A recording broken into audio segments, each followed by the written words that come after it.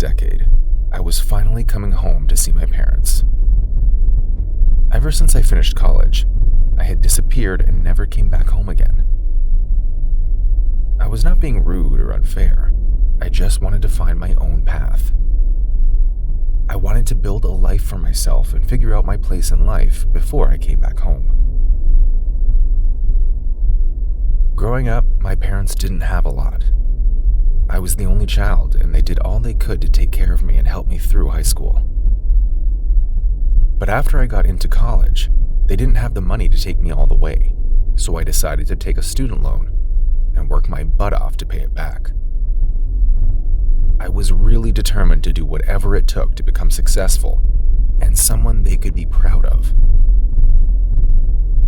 The last time I came home was after college. My parents had celebrated with me, and that was it. I went back to the big city to make a name for myself. But now, after 10 long years, I am finally ready to come back home, to see my parents and to show them that I have become someone they can be proud of. My parents live in a small town on the outskirts of the city. It's about a 5-hour drive, and I was preparing everything I could to make the drive. I didn't tell my parents I was coming. I was going to surprise them. I doubt if they would be able to recognize me anymore, but I had butterflies in my belly just thinking about them and imagining their faces when they finally saw me. A few days later, I was finally on the road, off to see my parents. I had a couple of energy drinks with me, and I was well prepared for the long ride. I had checked my car the day before to make sure it was not problematic, and it would safely take me to my destination. The tank was filled with gas, and the trunk was filled with gifts for my parents. I was excited. I knew that my mother would inevitably bother me about getting married, and I was ready for that as well. I had a girlfriend, and I was going to put her on a family call. We were in a long-distance relationship, and we had been going strong for a couple of years. Perhaps the next time I would come to visit, she would come along with me to meet my parents. Finally, a few hours later, I was outside of the city, but also 2 hours away from the small town my parents lived in. I was beginning to get drowsy and my legs were aching. I'm a medical doctor, and I didn't get much sleep the previous night. At the rate in which I was going, I was not going to get to my destination any faster, and right on cue, a truck honked loudly and I swerved away from its path. I had drifted off again. I cursed under my breath as the driver of the truck rained down inaudible curses. I didn't care much. It was my fault. And one thing was for sure. I was not going to make it home until I got some sleep. I was in the middle of nowhere. There were no hotels around. And so I parked by the side of the road, turned on my car security, locked the doors and windows, reclined the chair, and in less than a few minutes, I was sound asleep. Much needed sleep. When I woke up, it took me a couple of seconds to realize where I was, and when I did, I cursed under my breath again and started the ignition. It was already dark, and when the digital clock came on the dashboard, I could not believe how long I had been asleep. It was already 9 p.m. at night, and I had 2 hours to go before getting to my destination. I eased back onto the highway and hit the gas. There was no going back now. I had come this far already. I had to make it to my parents. Thankfully, the roads weren't too busy, so I sped past, trying to make it in an hour. Finally, I was approaching the town, and I could already see my parents' reaction to seeing me arrive so late in my head. I smiled in spite of myself and drove on. That was when it happened. As I reached the town, my car suddenly went dead, coming to a screeching halt, mysteriously. I was shocked.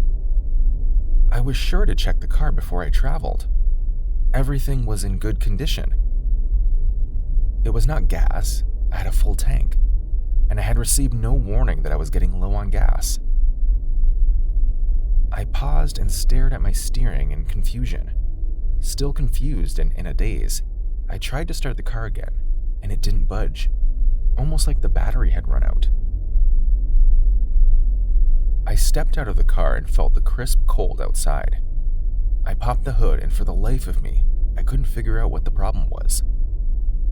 It was freezing cold and misty, and I could barely see anything around me. Suddenly, I heard a strange noise not so far away from me. Like I mentioned, it was cold and misty, and despite how I tried to adjust my eyes, I could not see what had made the noise. Then, I heard it again. It was an incoherent noise and not that of an animal. It seemed to be urging me on to do something, trying to communicate with me somehow. "Hello?"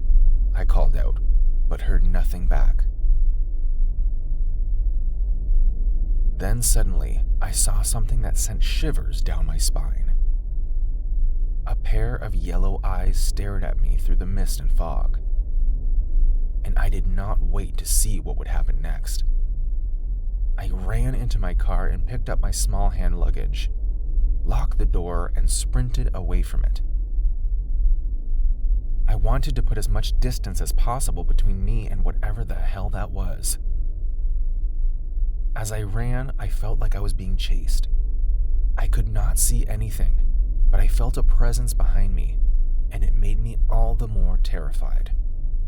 Running as fast as I could with my luggage, I tripped and fell. The mist parted and I could see what was chasing me. It was a figure, draped in some kind of black cloak. He was frightening, and I recognized the yellow eyes. He had eyeballs like that of a snake, and the yellow in his eyes was like that of a reptile. I screamed and tried to get back to my feet when it brought out its tongue.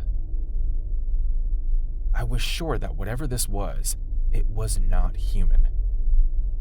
It had a tongue like a snake. It looked sharp and slim. Terrified, I left my bag on the ground and ran all the way to my parents' place.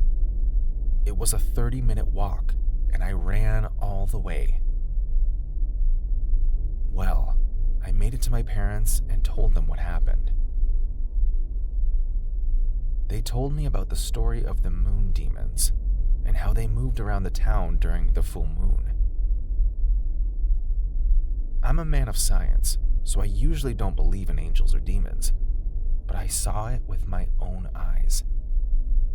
I also heard that no man has ever seen any of the moon demons and gone to live beyond 2 years on Earth afterwards. So, I am writing this story. If something happens to me, at least you'll know why. Remember me.